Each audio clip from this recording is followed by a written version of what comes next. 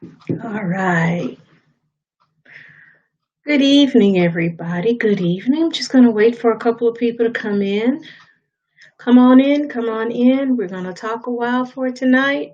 I have a really good topic I want to talk to everybody about. So just come on in and just join the conversation. If you are on Periscope, by the way, so if you're catching this on a replay, if you're on Periscope, please follow me on my Facebook page at Sherry Banks Ellis. That way you can leave comments between the videos because a lot of times I ask for people to comment and I realize if you're on Periscope, you can't leave a comment after the live video. So just like my page. Matter of fact, why don't you all just share the video, get your friends on. Let's talk tonight. Let's talk. So earlier, I think it was Friday, I posted a question about wanting you all to tell me some of the lies you were told about success. And so that's what I want to talk about tonight. So before I start, let me introduce myself. I'm being rude. Southern girl, you know you're supposed to introduce yourself. I'm Sherry Ellis. I'm your 9 to 5 to entrepreneur. I am a serial entrepreneur. I'm also an author and a coach. I am the owner of Second Act Coaching, where I work with women who are trying to start a business but don't know where to start. So just get in touch with me and I'll be more than happy to help you out. So, one of the things I do want to talk about tonight does affect a lot of us, and it has affected a lot of us in our careers and in our general lives. But specifically about the lies that we were told, we're going to talk about these lies that we were told about success in general. So, that's just life success. And so I read some of the comments. Some people I had phone conversations with, text. Some people made a couple of comments. So all of them kind of fell into three major categories. So I kind of just put them into three. So it's going to be like three major things, three lies that we were told about success. And what I mean, I'm part of the Generation X. Some of you that may be watching may be part of the same generation. Some of you may be baby boomers. Some of you may be what I call the more mature millennials. Those are ones that were born like in the early 80s, early mid 80s. So I'm on sure some of you were told these same lies. So let's talk about these lies. Please feel free to chat. I can see some of your chats. If you have any comments, feel free to comment during this live. I'm not going to be too long tonight. Because I got some things I need to do after I get off here. So if you're catching this on the replay, please comment, especially if you're on Facebook, if you're on YouTube, go ahead and comment. And I'll read them. And then if it warrants another video, I'll go ahead and do that. So what is the first lie we were told about success? Like I said, I broke them down into three major lies. So the first lie I know I was told, and many of you may be able to relate to this lie, was in order to be successful, you needed to get a college degree and get a good job. You get a college degree, you get a good job, and you will be successful. Unfortunately, that's a lie. I'm going to say it this way. The concept of education is not a lie. The concept of a good job in general is not a lie. But those things don't guarantee you success. What actually guarantees, or nothing truly guarantees success, but the secret to success for this particular lie is getting the right education and getting the right career. And I'm not saying job, because one of the things we were not told, I know I was not told in my sphere of influence, no one talked about owning a business. It always was about getting a job. So the lie that was told to me and my colleagues and friends and family were you had to get a good job, not necessarily start your own business or become your own boss. So that's where the lie fell in. You don't have to have, quote, a good job, and you don't have to have a college education to be successful. You do need education in whatever field you plan to go in. Some fields require a college degree, others don't. But get the right education and work in a field where your gift lies, and you'll be successful. I'll just say that. I mean, you have to put in the work, but you'll be successful. So that's the first lie. Having a college education and a good job does not guarantee you success. I I did that. Went to college. Matter of fact, I got 3 degrees. Got 3 degrees and had what most people would consider a really good job. I've had several really quote good jobs in my career, but I don't feel I was successful. And that's because what I was doing was not, I was not operating in my gift. Everyone is gifted with talents and everyone has a gift, things that you're really good at, things that takes minimal effort and you tend to thrive in those areas. Those are your gifts.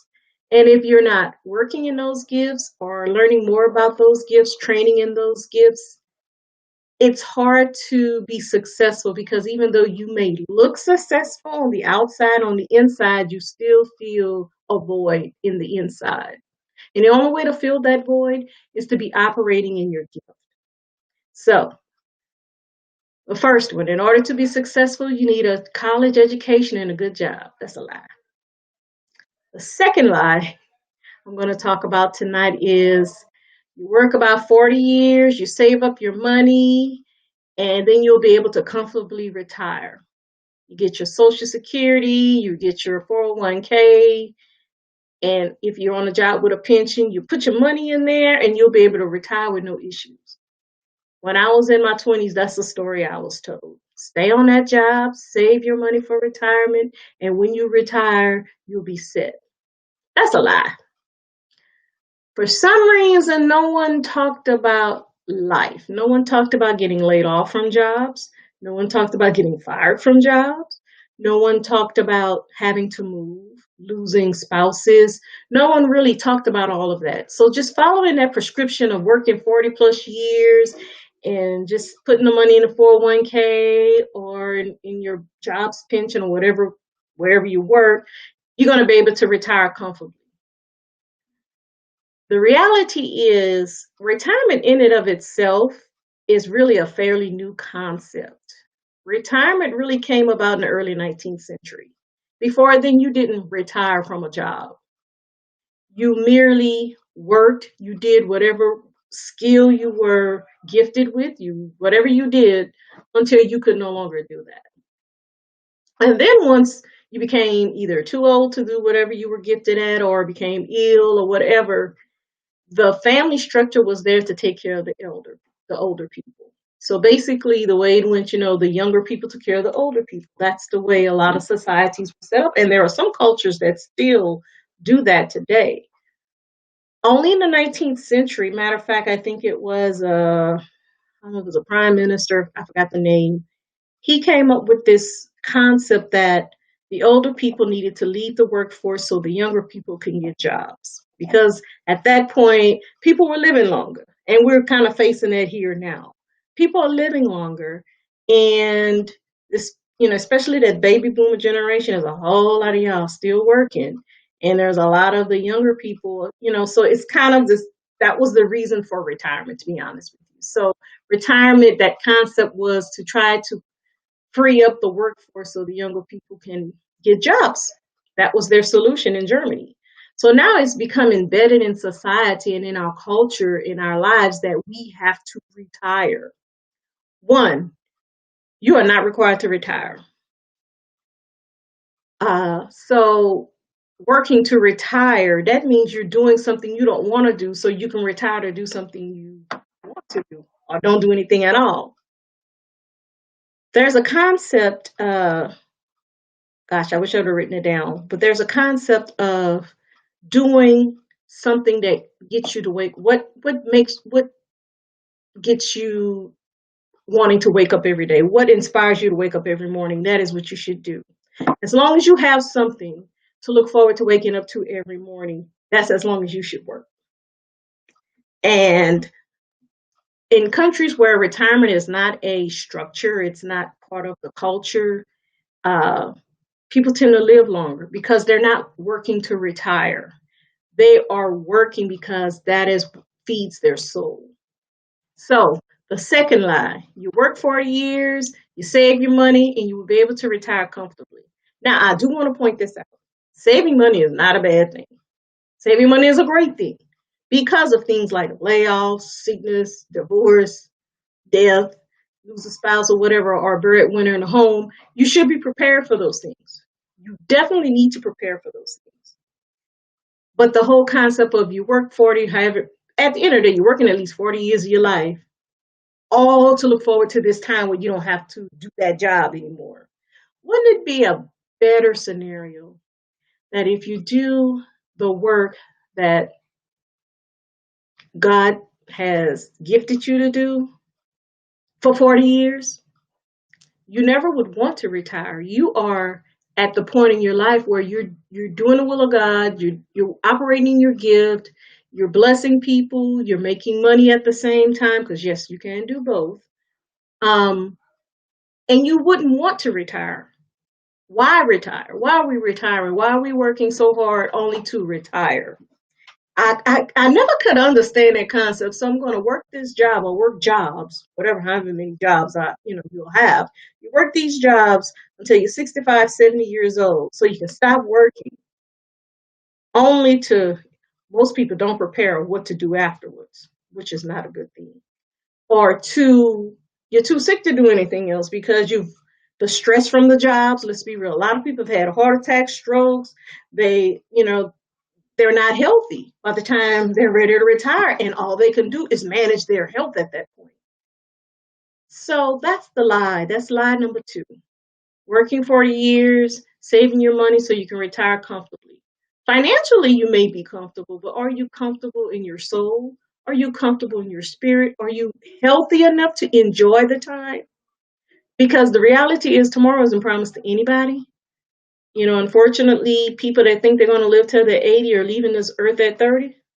So, not saying don't save, please save. We all should be prepared for hard times. It would be remiss of us not to prepare because there are lean times and prosperous times in everybody's life. You should have to be prepared for those things.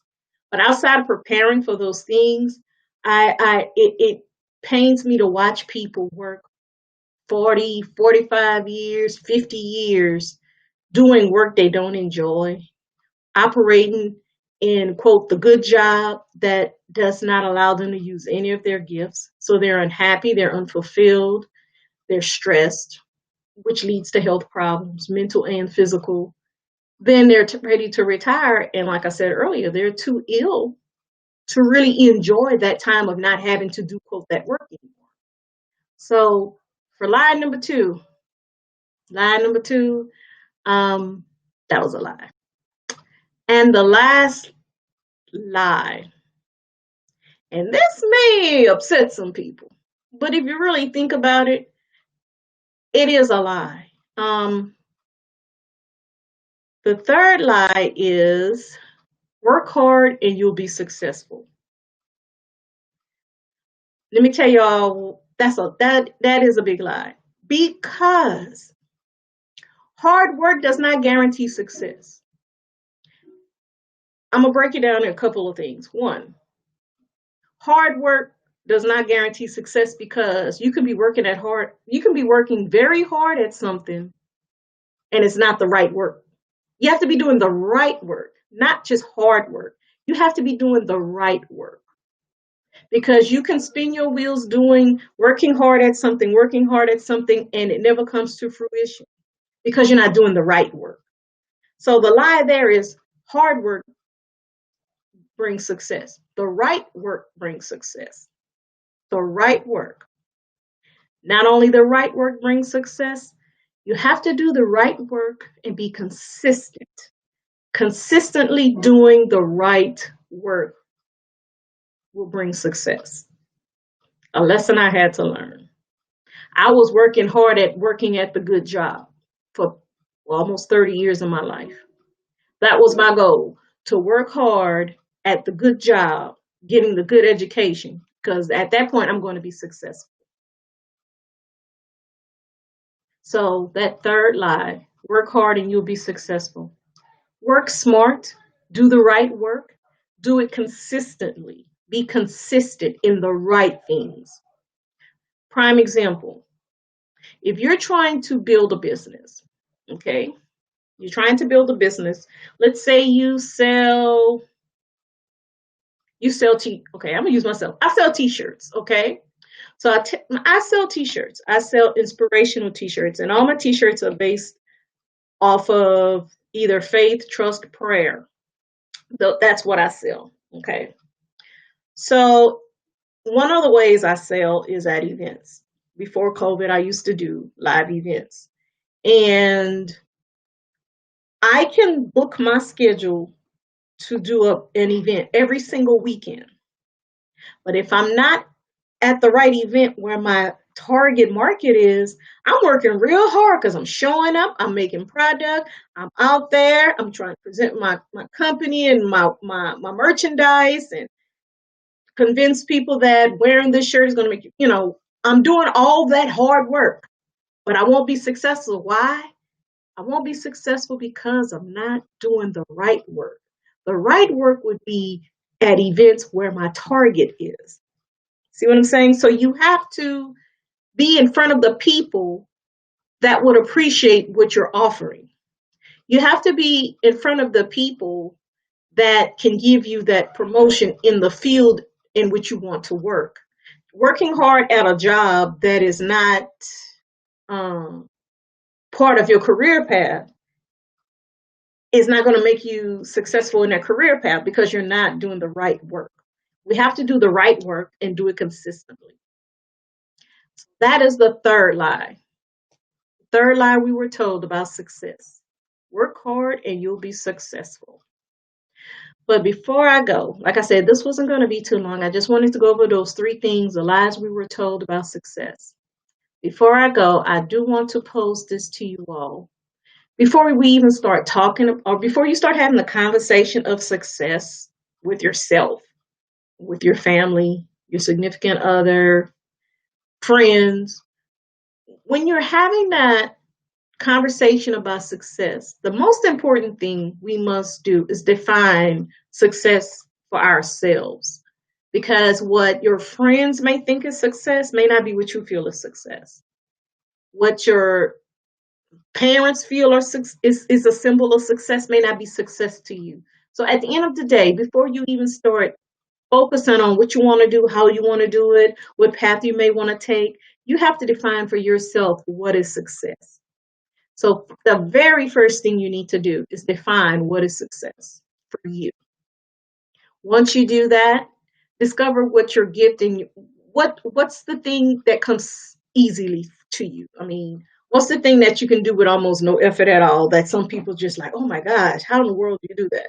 I was told spreadsheets are like from the devil, and I love spreadsheets. Spreadsheets come easy to me. I love them. I love fooling with them. I love manipulating numbers, coming up with formulas, making the graphs. I love it all.